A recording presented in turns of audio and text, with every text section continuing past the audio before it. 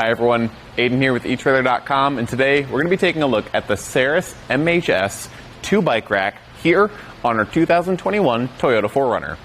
That's going to be a bike rack that holds the bike by the tires, and that's really great for our carbon frame bikes like we have here, our alternative frame bikes, and with a 60-pound weight capacity per bike, we can even fit some e-bikes on here with the bike removed. Again, holding the bike by the tires here is one of my favorite ways to hold it, just because it makes it really easy to load and unload.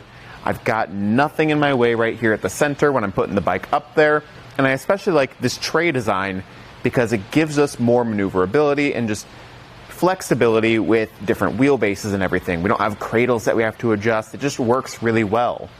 And like other platform style bike racks in this class, we have the ability to tilt away with the bikes loaded.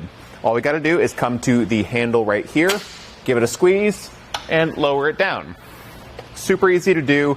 That handle isn't too hard to squeeze, and we get plenty of room, even with the larger tailgate of the 4Runner, to open that up with the bikes loaded. We can sit back here, change our shoes before or after a ride, and get full access to the back.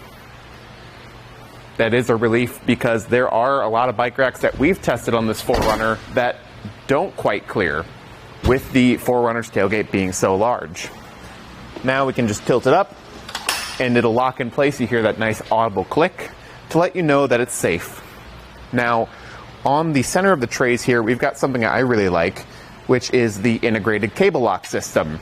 And the reason I like it so much more than a typical system that you might find that's integrated is it's set right here in the center. When I lock my bike up, I want to run it through the frame right here. And having the cable lock here at the end of the tray or here at the end of the arm, it's not quite where I want it to be. It may be a little bit harder to get it through that frame and back. With this setup, it's just right here, ready to go. So I like the positioning of that a lot. Now, as far as getting this bike unloaded goes, we're going to start with this wheel strap here. So we can push this button and undo the ratcheting strap. That slides back and forth to accommodate for those different wheelbases. One hand on the bike, and then we can squeeze right here on this gray lever. Now, be careful here. I'd be a bit worried about that being a pinch point, just because it is open here, and if I'm squeezing it, I can feel my hand getting caught in there right away. And just be careful you don't let that go, it will fall. Now on this side we can do the same thing. And then, like we talked about before, we're free to just lift it off and walk it away from the vehicle. Again, super easy to load and unload, so that's a big benefit for me, especially if you have it fully loaded with a 60-pound e-bike. It's a lot of weight to be lifting up and over like this.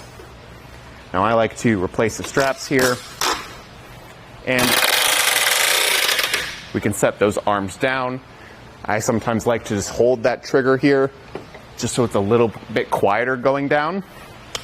Now with it like this, let's get some measurements. We can start with our ground clearance, which will be 20 inches. Luckily your 4Runner does sit high up off the ground, so we don't have to worry about that too much. And for the distance added to the back, we are going to be adding a bit of length at 39 inches here. So just keep that in mind when you're in any sort of tight parking spots or when you're trying to pull in your garage. Probably aren't going to be able to pull in with the bike on like this, the bike rack.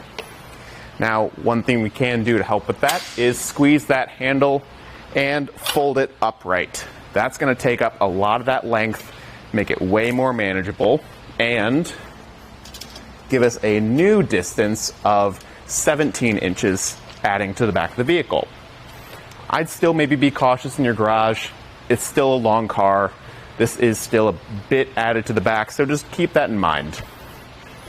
Now down at the bottom, we can see we've got a 2-inch by 2-inch receiver tube here, and it comes with a locking anti-rattle bolt.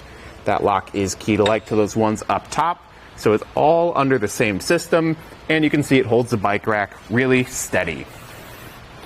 Now overall, I really like the Saris MHS. I think it's a really nice solid bike rack, and compared to other options like it, I think it performs really well. My one complaint really is the way that those arms fold up and down. I don't like that it's a potential pinch point but overall, it gets the job done and it does it really well. Thanks for watching.